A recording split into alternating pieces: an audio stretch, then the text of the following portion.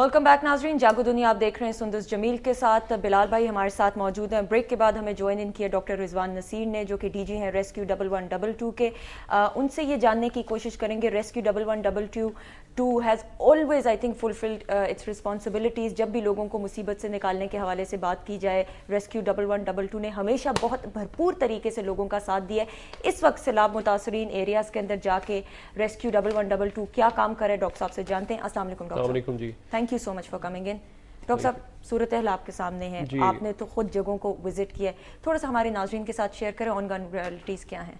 Ji, I think इस वक्त अगर सूरत हाल को देखा जाए, मैं समझता हूँ कि ये अर्थक्वेक से भी एक वर्स इस वक्त सिचुएशन है।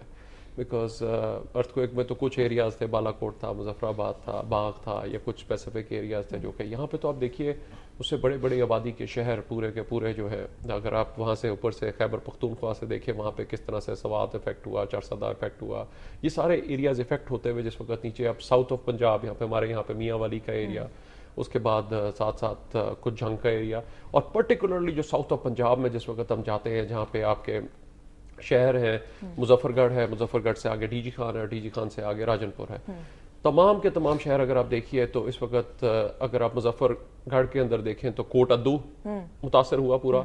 अभी मुजफ्फरगढ़ को उन्होंने इवैक्यूएशन शुरू करवा दी है।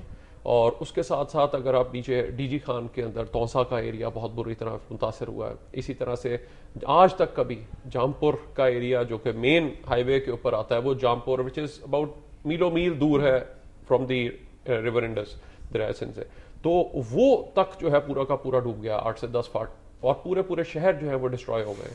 आगे आप राजनपुर में जो कोट मिठन और जो दूसरे एरियाज हैं वहाँ पे बंद टूटने के बाद वहाँ पे भी वो लोग भी एरियाज जो है दे हैव बीन।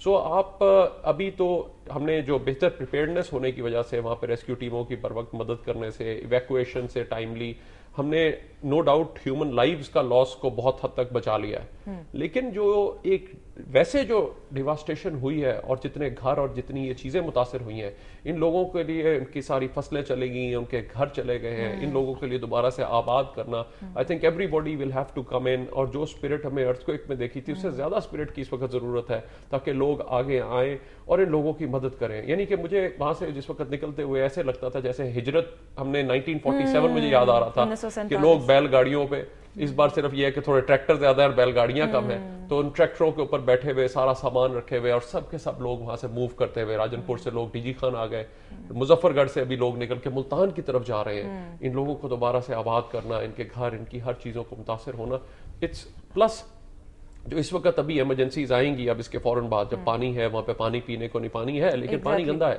अब पानी जैसे ही होगा डायरिया की वजह से डेथ, सब्सिक्वेंटली ये जो मेडिकल प्रॉब्लम्स आएंगी उनको हमें मैनेज करना है। और मजीद अभी मानसून जो है दोबारा से स्टार्ट हो गए, उन एरियाज के अंदर दोबारा से भी रिस्क है, और दोबारा से 11-12 को हम एक और एक्सपेक्ट कर रहे हैं कि जो है एक फ्लड का और एक रेला आएगा और उसके अंदर जो है ये दोबारा से जो है एरियाज मुतासिर होंगे। डॉक्टर साहब कॉलर को शामिल करते हैं, देखते हैं क्या कहना चाहते हैं। अस्सलाम वालेकुम जी। अस्सलाम वालेकुम। हेलो। ओके जी, लाइन ड्रॉप हो गई, आप दोबारा कॉल इन कर सकते हैं जी। बिलाल डॉक्टर साहब की बात को मैं आगे बढ़ाना चाहता हूँ। डॉक्टर साहब ने बड़ी खूबसूरत बात की कि हिजरत का ज़माना जो है वो याद आ गया कि लोग जा रहे हैं। वो जो हिजरत थी वो भी रमज़ान में थी। अब गौर कीजिए, ये जो 14 अगस्त आ रही है ये भी रमज़ान में है। अब उस रमज़ान की हिजरत और इस रमज़ान की हिजरत में लोगों के मजाज देखें कि उस वक्त लोगों का ट्रस्ट अपनी लीडरशिप पे क्या था, इस वक्त लोगों का ट्रस्ट लीडरशिप पे क्या है। डॉक्टर साहब जो बात बता रहे हैं, मेरे ख्याल में इसमें एक बात कहते हुए शायद हमें हजाब नहीं करना चाहिए कि जब डॉक्टर साहब ये कह रहे हैं कि शहरों के शहर डूब गए, तो उन शहरों की प्रोटेक्शन के लिए कोई जिम्मेदार भी तो था ना।